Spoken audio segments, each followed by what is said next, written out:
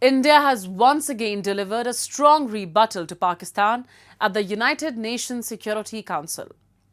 During a debate on strengthening peaceful dispute resolution, New Delhi accused Islamabad of using the Kashmir issue to divert attention from its own domestic failures, while highlighting what it described as decades of repression in Pakistan-occupied Jammu and Kashmir.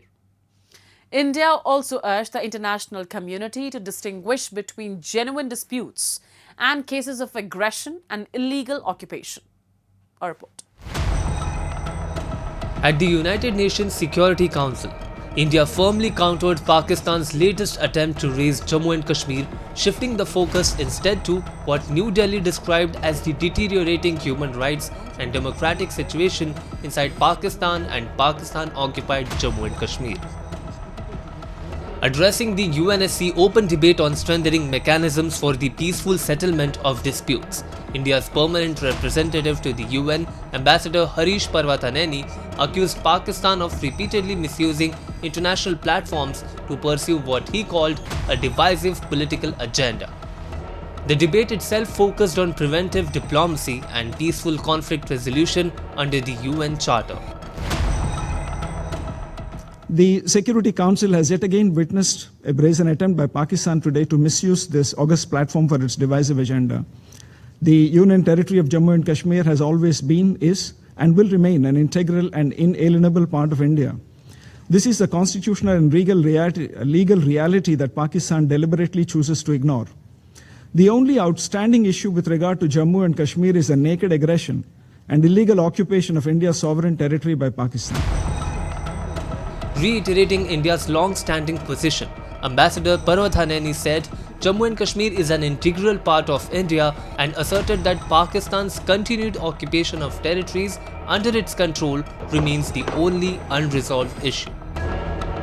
But India's intervention went beyond territorial claims. It sought to turn international attention towards conditions inside Pakistan-occupied Jammu and Kashmir, where New Delhi alleged that political dissent, civil liberties and fundamental freedoms have been systematically curtailed for decades. The ongoing developments in Pakistan-occupied Jammu and Kashmir fully expose the true nature of the Pakistani state.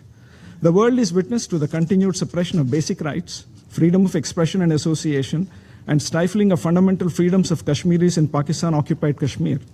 These are not isolated instances, but part of a larger design by the Pakistani establishment in Pakistan-occupied Kashmir for close to 8 decades. This pattern extends to other regions of Pakistan that also face repression. India's remarks come at a time when Pakistan-occupied Jammu and Kashmir has witnessed repeated public protests in recent months over governance, economic grievances, and demands for greater political rights. Separately, rights groups and political activists have continued to raise concerns over restrictions on civil liberties in different parts of Pakistan, including Balochistan and Khyber Pakhtunkhwa. New Delhi argued that these developments expose a broader governance crisis that Pakistan continues to overlook while attempting to internationalize the Kashmir issue. The Indian envoy also criticized Pakistan's domestic political trajectory, pointing to what he described as the weakening of democratic institutions.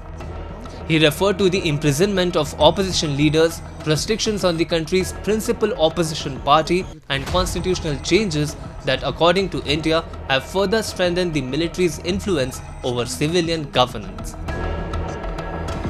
Incarceration of leaders, including a former prime minister, electoral outlawing of the main opposition party, a constitutional coup by the military through the 27th Amendment, and other such actions have decimated any semblance of democracy. Pakistan would do well to look inward and address the real issues in the country rather than resorting to fabricated narrative construction with religious imagery aimed at scoring domestic brownie points and misleading the wider UN membership. India also questioned why such developments often receive limited attention at multilateral forums despite attracting criticism in comparable situations elsewhere. Beyond its sharp response to Pakistan, New Delhi used the debate to underline broader principles governing international peace and security.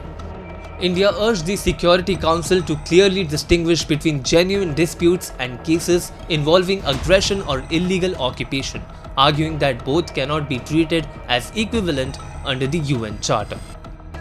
As Pakistan once again sought to internationalize Jammu and Kashmir at the Security Council, India responded by reframing the debate, placing the spotlight on governance, democratic accountability, and the human rights situation inside Pakistan and Pakistan-occupied Jammu and Kashmir.